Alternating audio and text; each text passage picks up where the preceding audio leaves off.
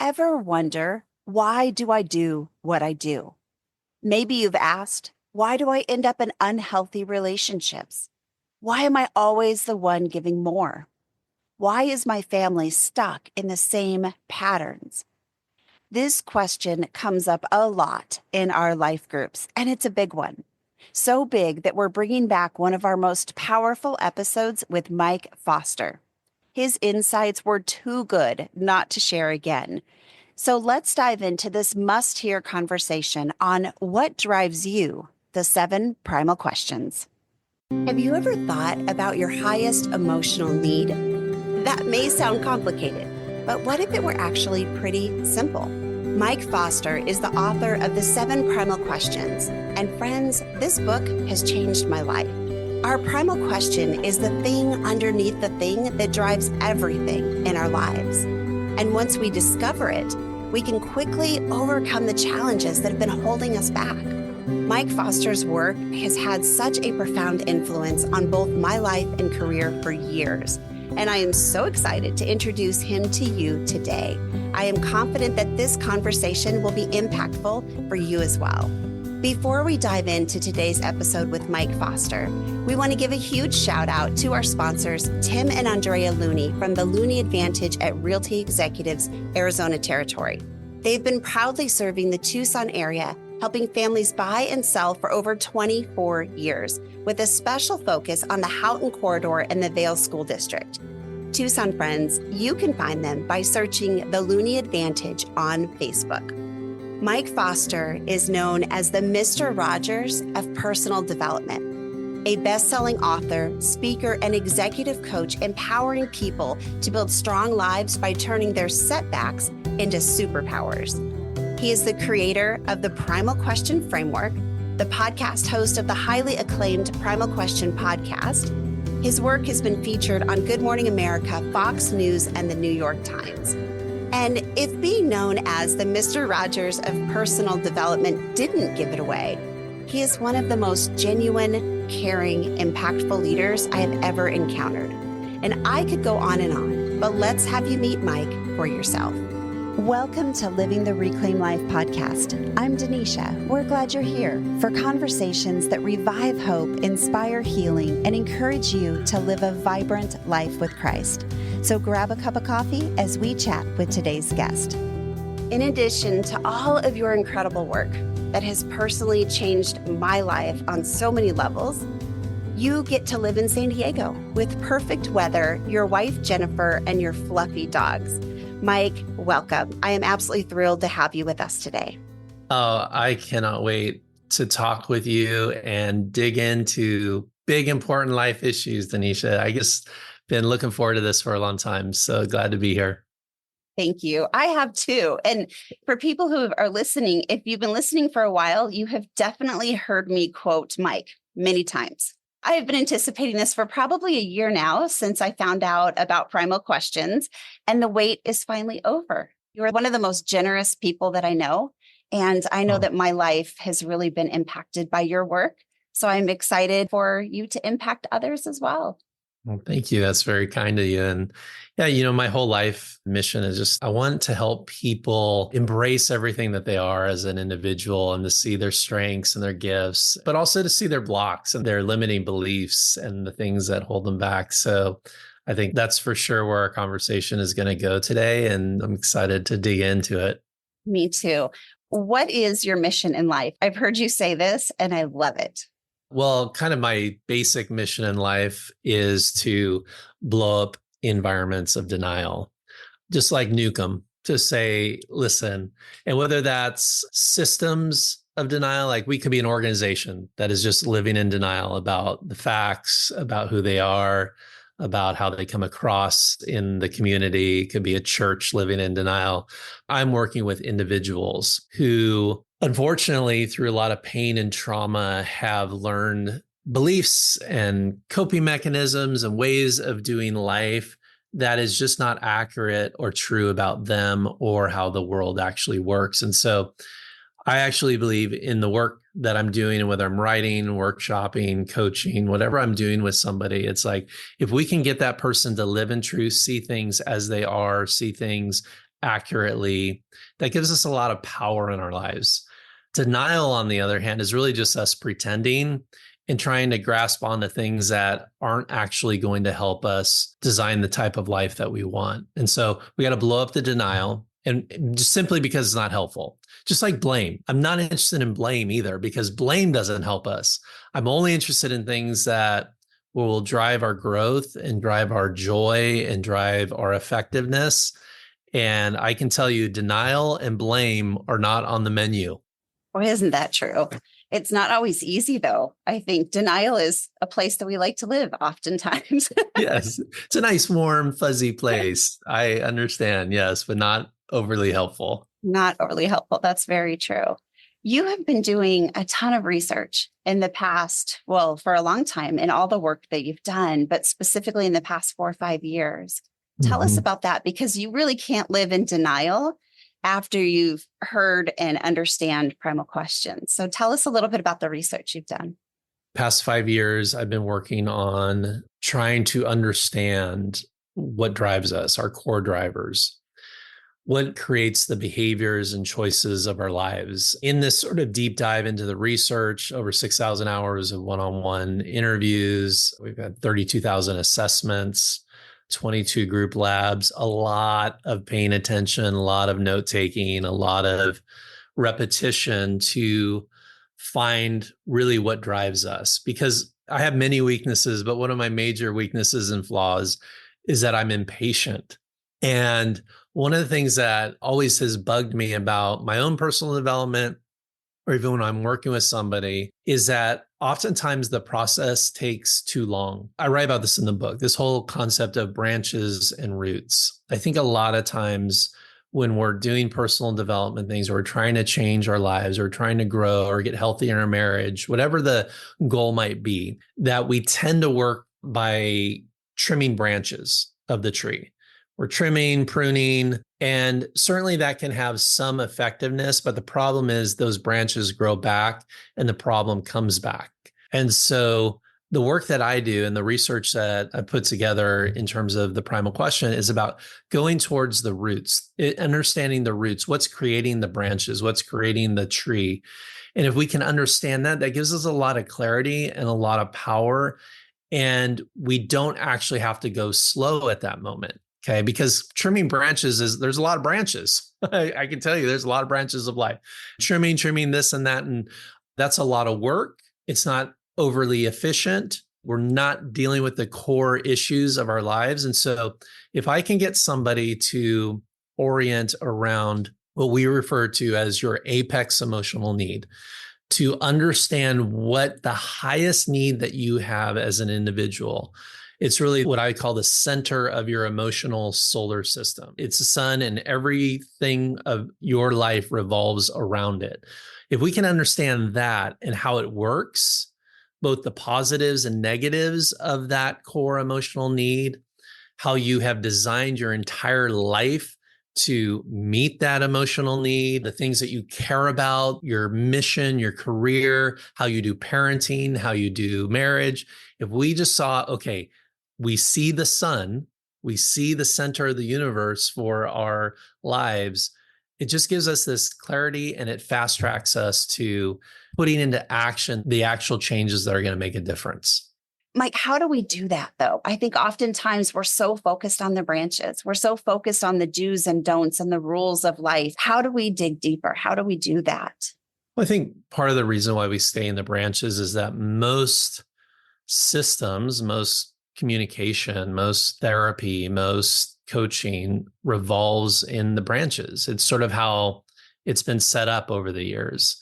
And again, there's nothing wrong with like trimming the branches. There's certainly some positive things about that. But one of the things that I talked about in the book is, too much of whether it's ministry or therapy or coaching or whatever it is, Bible teaching, we're focused too much on behaviors. And behaviors are just the outcomes of something that is going on deep inside of us. And so what I write about in the book is that, like, when we think about behaviors, behavior modification is one way to create change, but it's sort of an elementary approach. It's not, I wouldn't say it's a very strategic approach. I think it has a lot of downside. usually doesn't create the breakthrough that most of us are looking for. But underneath, so what's driving behaviors? Well, underneath behaviors is our emotions and our feelings. So emotions and feelings are driving our behaviors. For example, a simple example, if I'm feeling anger, you're going to see a particular behavior. Okay. Maybe I'm turning red. Maybe I'm yelling. Maybe I'm acting really frustrated. Maybe I'm, storming around the house, whatever. That emotion is creating a behavior. And sometimes then we go, well, let's figure out our emotions. If we just like be emotionally healthy, then that will be the solution to our life. And even so, if let's say behaviors are the branches, the emotions and feelings perhaps are the trunk of the tree, but there's something actually driving emotions and feelings. And this is, again, the roots. And what's driving emotions and feelings is an unmet need. An unmet need is the starting point of everything. It's the French philosopher Simone Weil said that. She says that all sins are an attempt to fill a void. Okay. And so maybe what I would say is that all behaviors, choices, feelings are because there is an unmet need happening in your life. Okay. And so everything that we do is driven by trying to fulfill that need. Okay. And sometimes we do that in healthy ways, not all the time. In fact, most of the time we do it in unhealthy ways to get that need met. And so if we can get people thinking about, okay, what is the unmet need in me that's driving this emotion and then driving the behavior versus, well, let me change the behavior. Let me stop the emotion. Let's address the unmet need. By the way, if you're a parent, this is good parenting. A lot of parents go, let me just change the behavior. Okay. And you get so frustrated as a parent because your little munchkin keeps doing the same thing over and over again, right? Well, we also know like, oh, we don't want little Johnny to be so angry or frustrated. And yes, we try to change the emotion, but that's not good parenting either. Good parenting is understanding the unmet need that is driving the whole system. And so this is a very powerful and somewhat new way of seeing everything. And it really does affect everything too, doesn't it?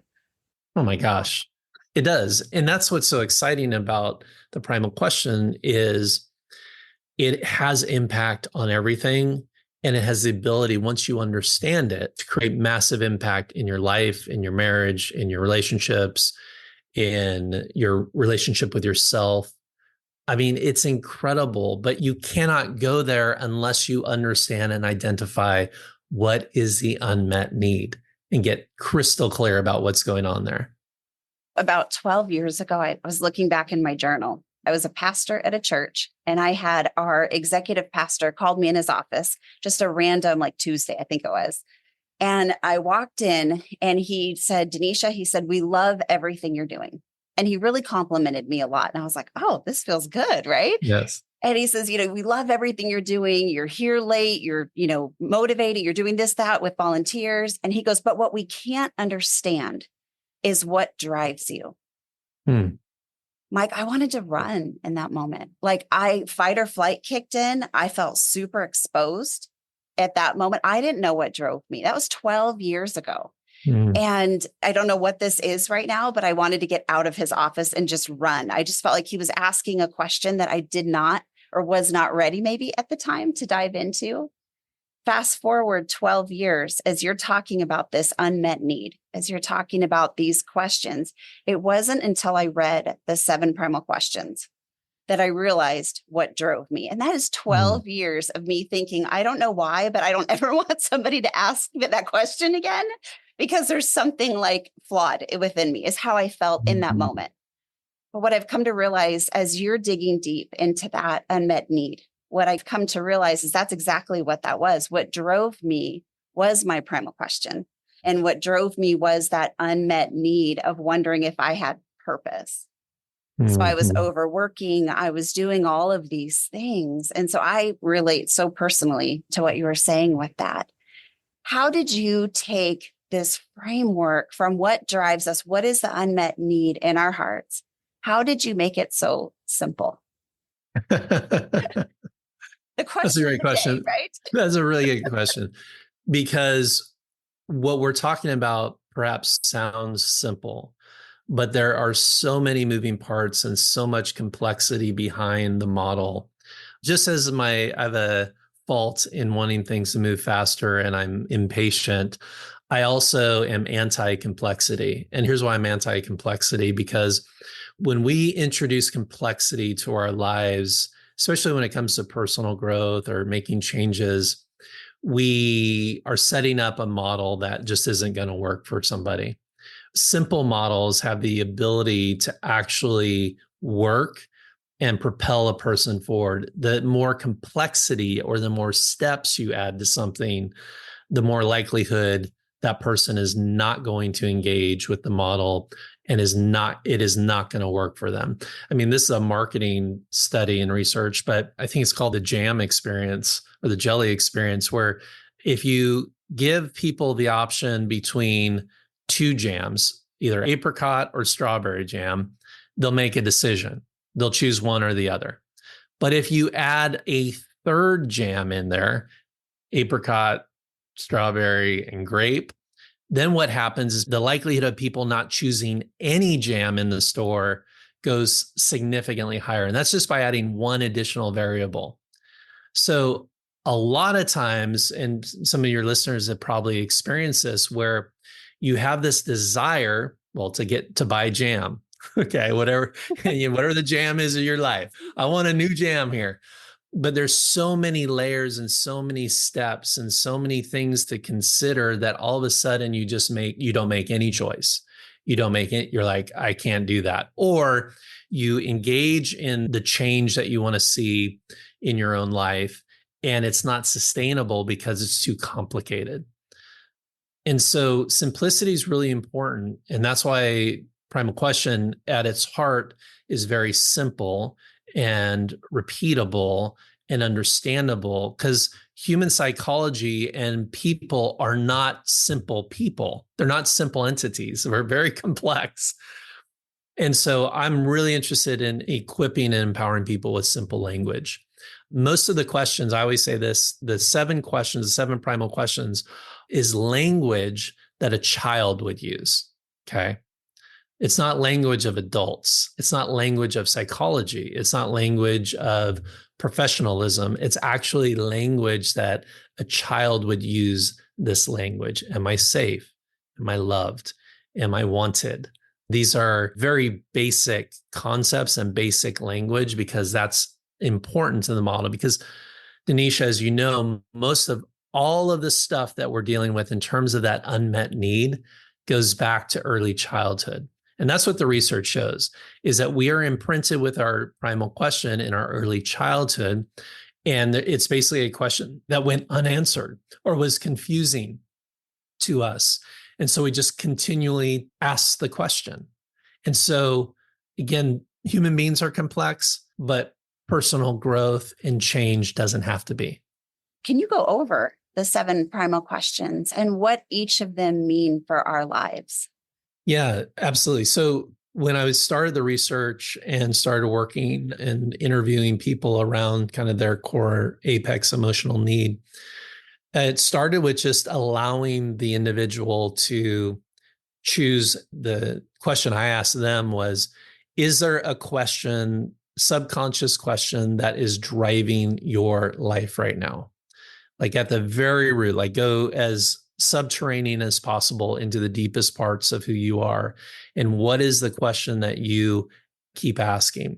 And so I got hundreds of different answers. A lot of times there'd be, the same hundreds of questions, narrowed them down to 12, then narrowed them down to 9, and then narrowed it down to 7. And basically these 7 questions represent the 7 core needs of human beings. Okay.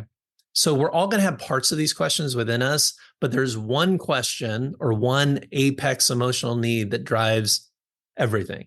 So question number 1 is the question of, am I safe?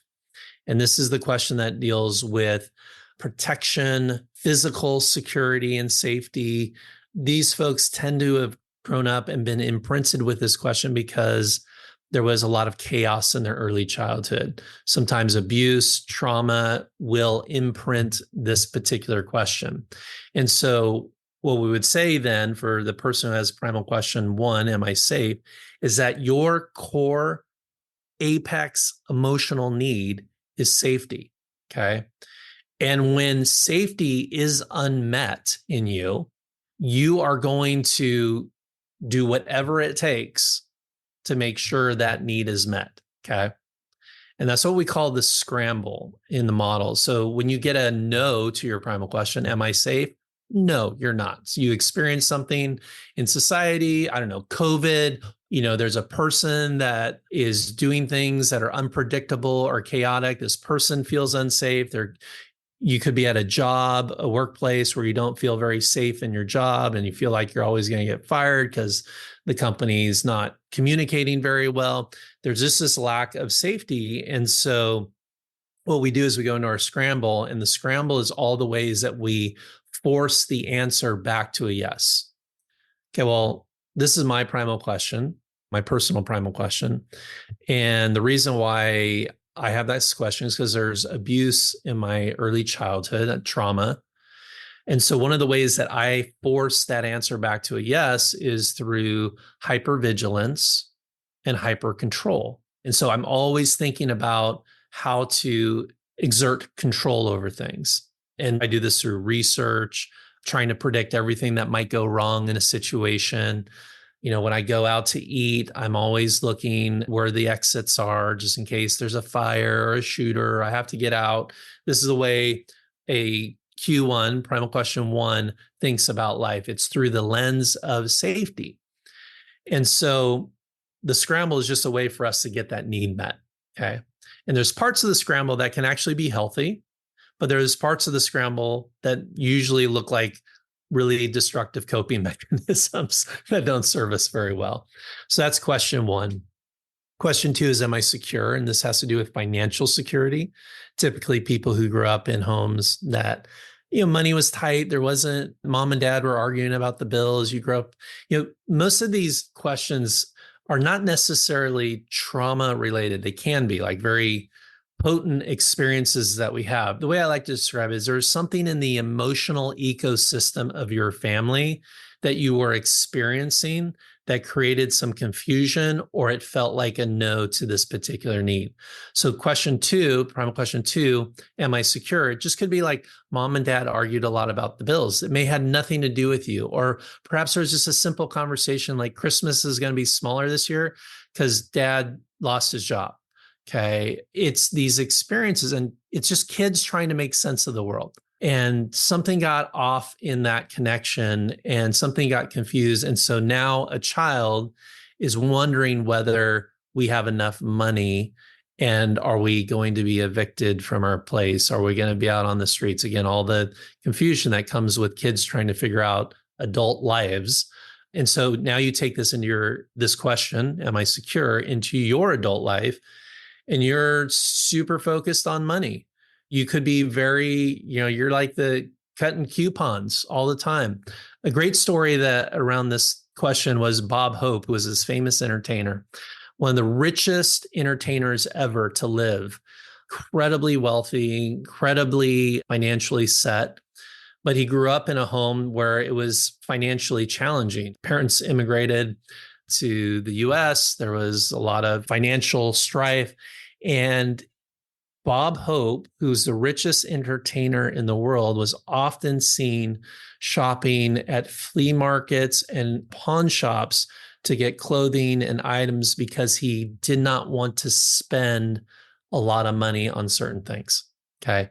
This whole idea of like financial frugality is just in your system.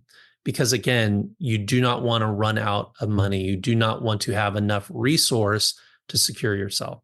Question three, am I loved? Basically, this is the need to feel seen and known. These people tend to be incredible people because they just understand what it's like to feel loved, to need love.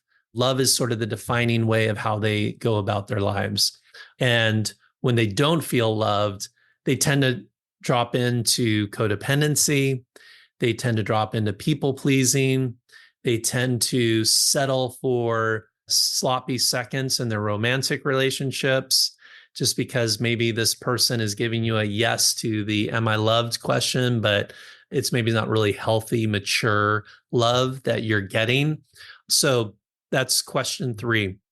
Question 4, am I wanted? This is around belonging, connection. I always say, like, if you're in a marriage, you need to know your spouse's primal question. This is a really important one. I was actually just with a couple last week and we're doing some work around the primal question. And she had the primal question of, am I wanted? And he was not doing a very good job of pursuing her. Okay. And pursuit's a big one for you want to meet that unmet need, pursuit. That's how you say yes to a am I wanted person. But if you're not doing that, if you're not clearly doing that in your relationship, then that's going to feel like a no. And then you're going to have a relationship with your spouse's scramble instead of a relationship with your spouse. Question 5, am I successful? This is typically people who grew up in homes where achievement and there was a scoreboard. Okay, there's a scoreboard in your family. There was about winning and losing. And some wires got crossed in terms of what success looked like. And so now you're constantly wondering whether you're successful or not. And this idea of success drives your life. It is at the center of your universe. Failure is not an option for these people. Kobe Bryant's a good example of a Q5. Michael Jordan, Tom Brady, it's where winning is everything. Okay. And certainly there's some upsides to that approach, but there's certainly some downsides to that approach too that we need to be aware of. Question 6, am I good enough?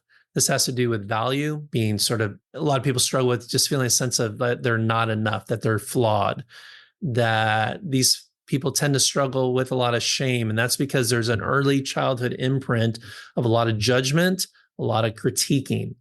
Another way to think about it is maybe mom was always kind of pestering you about your dress and what you wore to school. Maybe dad was sort of negative towards the type of people that you hung out with. You just got this criticism, constant criticism. And so you get imprinted with the question, am I good enough? Question 7, which is your question, is do I have purpose? And this is around really impact. And what will send Q7s into their scramble is feeling like they're not doing things that matter, doing things that feel insignificant. And so they tend to be visionaries. They tend to think in big ideas. They make a lot of impact wherever they are, whether it's family, their neighborhood, their workplace, with their friends. They're just impact players because it's all around purpose and impact and doing something significant. So those are the 7 questions. As you're listening through those, Mike, when you got to 7, you started describing 7, my heart started pounding a little bit. I'm like, yes, yes. I can so relate. Yeah.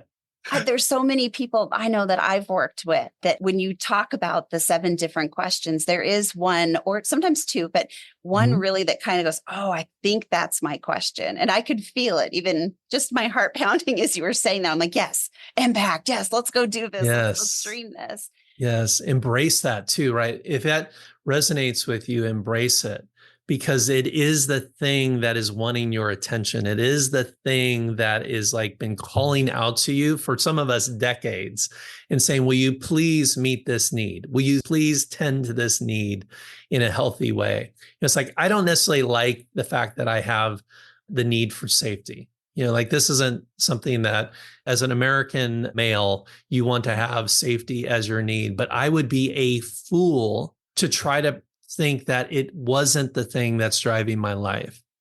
So let's embrace whatever that thing is that you feel that energy around, and let's utilize it. Let's tend to it. And then let's see how we might utilize it in a really powerful way in our lives.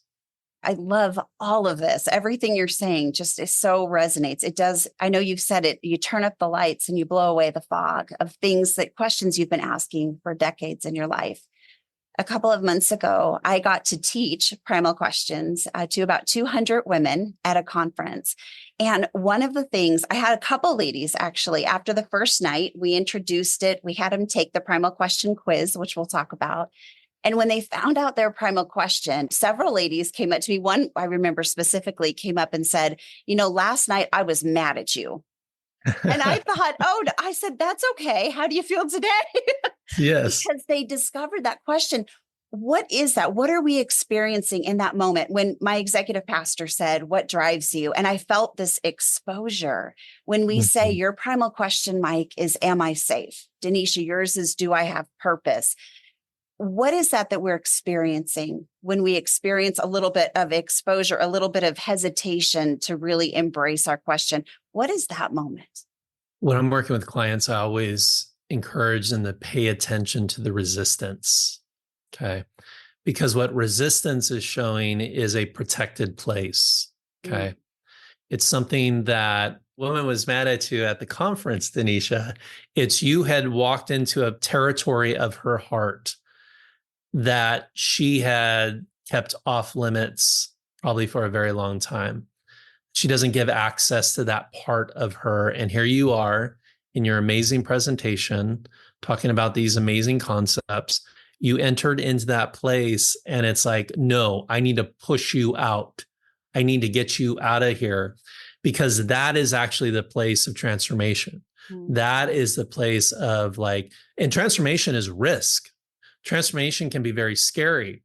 And I think for you, when you were sitting in that office, wondering what drives you, that was a question that got into that really that sacred place of you, because it's the deepest part of you. It's almost like the anchor point for your identity and how you see the world. And so we figured out some really good ways to protect that place.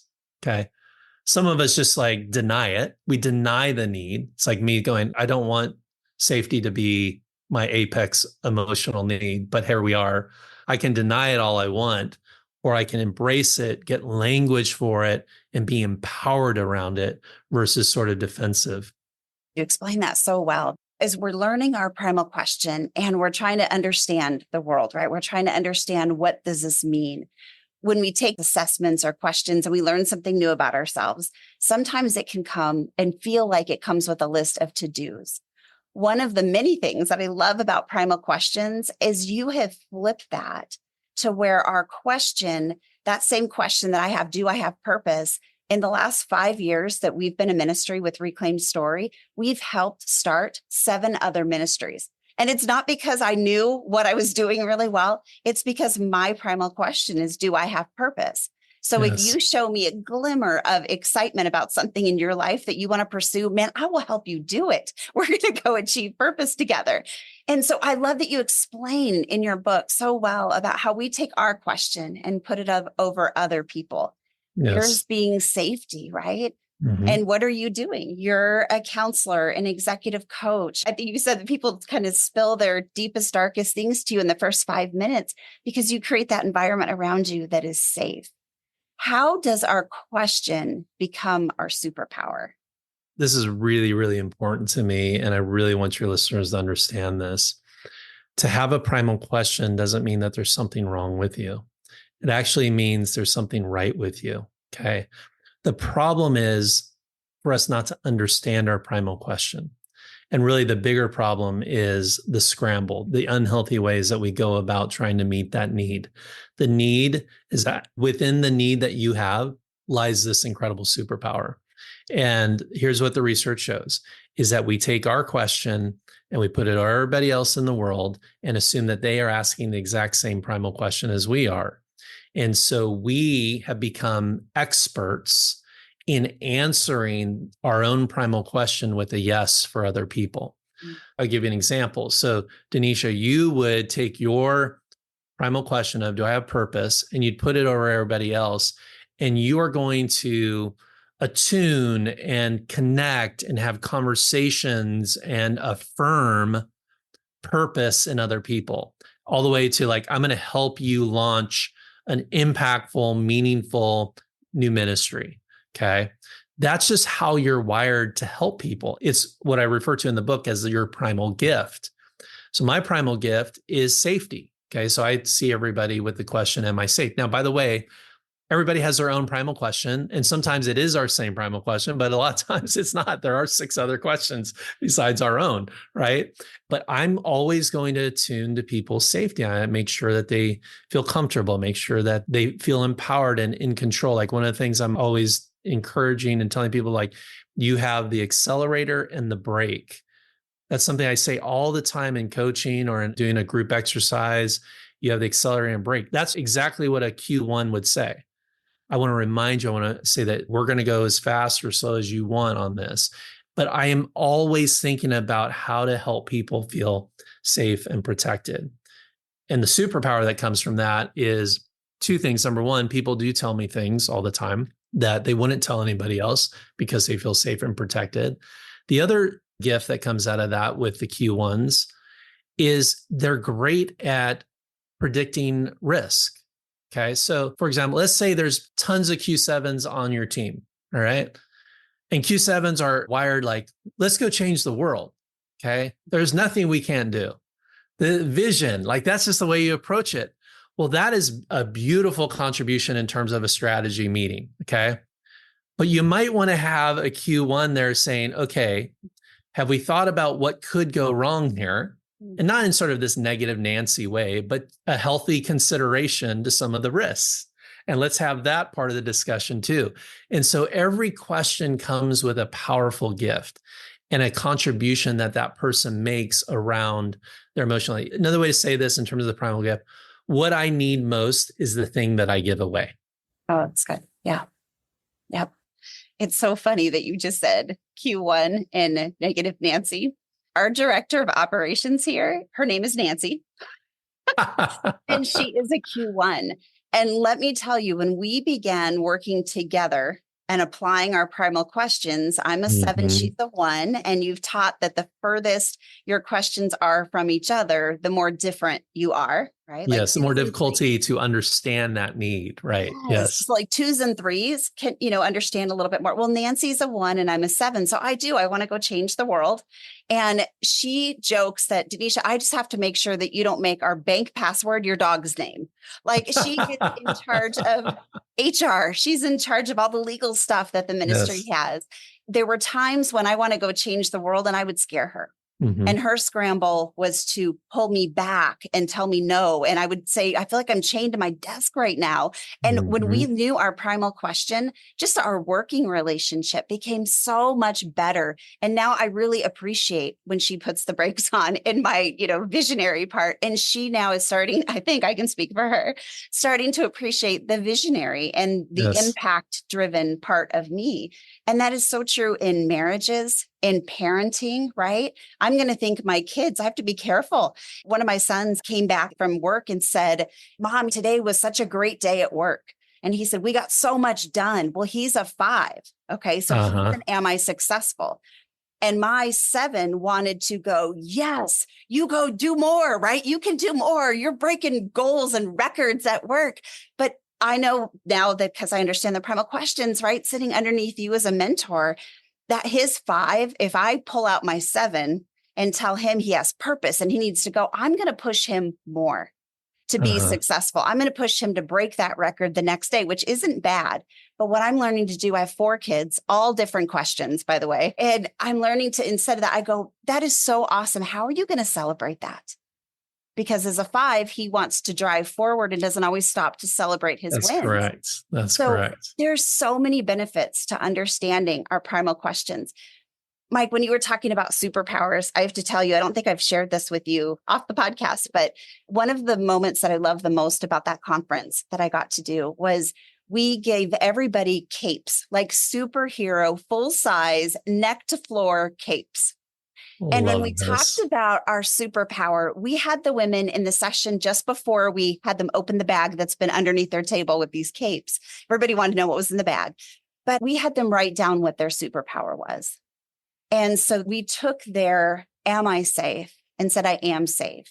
Those ladies that were asking, am I loved? They were able to say, I am loved. And I create environments where people feel loved. Yes. And they wrote this out, each woman. And one of my favorite moments was standing on the side of the stage. We had them declare their superpower. So what they wrote in one session, we had them read it to another woman at their table. And then as they read, I am loved and I create environments that makes other people feel loved. Then the other woman put the cape on them. And what I saw, it was the best moment. 200 women. It Wow. was awesome. It was so fun. What I love though is that I saw a lot of women trying to hide their little card with their superpower on it. Mm, I saw a lot of women tucking it in their purse, like, I'm not going to participate in this. And there were some other women at the table that said, no, no, no, come back. Let's do this. Come here. Where's your superpower? And Mike, as they read it, I watched their posture come up a couple inches.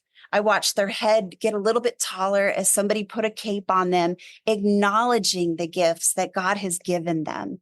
And also, called it the 7 yeses. And we really acknowledged that Jesus answers all 7 of those questions with a firm yes. And so mhm. I really believe this work is so life changing. I know it's changed my life in so many ways, from parenting to relationships. And I've seen it in the women that I'm coaching. I've seen it in the women from the conference. This work that you have put 6,000 hours into, so many years of your life, really is making an impact out there in Mm. so many ways. Well, thank you.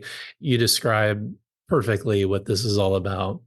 The transformational moments, the moving from, trying to tuck our superpower into our purse versus pulling it out and owning it and putting on our cape. And that's why your coaching with your clients is so powerful, because it's one thing to understand something, to have what I just call a revelation moment where we, like, the lights come on. It's like, oh, wow.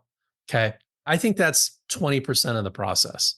Okay. The revelation and awareness. But what you're talking about and what's happened at the conference, and also what happens in the ongoing coaching work that you do with your clients, is now what? Okay. Because if I simply know something and have that awareness, it's not enough. The primal question is offering this incredible invitation to you as an individual. Do you want to see what's on the other side? And for us to lean into that, to get coaching, to continue these conversations, to be challenged. Like, you can put that card back in your purse, or you can move into the discomfort of just owning what is actually true of you. That's what good coaching does. That's, Denisha, what I know you're doing with your clients, is moving them from this place of revelation to application. And it is in the application where the fun really starts. That's so true. That now what question is exactly, it was about a year ago when I came across your book, and you've probably been one of the top 3 most impactful leaders in my life, just from a distance. And back to the days of People of the Second Chance, Rescue Academy. When I worked at church, I ran all of our volunteers through Rescue Academy Oh, that's because I awesome. thought, sometimes we say dumb things, and Rescue Academy just taught you to just really help hurting people. And so to Yes. this day, fast forward, I think it's been 8 years or so, even our ministry now, all of our volunteers go through Rescue Academy. So I have been Wow. following you. You have had an impact in my life for a really long time. But when I got a hold of the 7 Primal Questions, and then I got an email from you that said, hey, if you want to be a coach. Well, I was already coaching for 3 years. I've been coaching with different organizations, but never really have promoted it as a one-on-one. And it was trauma informed. But when I got a hold of 7 Primal Questions, and then you said, hey, come hang out with me for 4 hours a week, I thought, yes, I am here for this. So I was so excited just to sit underneath you and learn more about the Primal Questions. So thank you for offering also your certification program, because that Mm, has been such a tool in our ministry here at Reclaim Story, in our toolbox, to be able to help people go through the assessment, go through, like you said, the application, the work of it.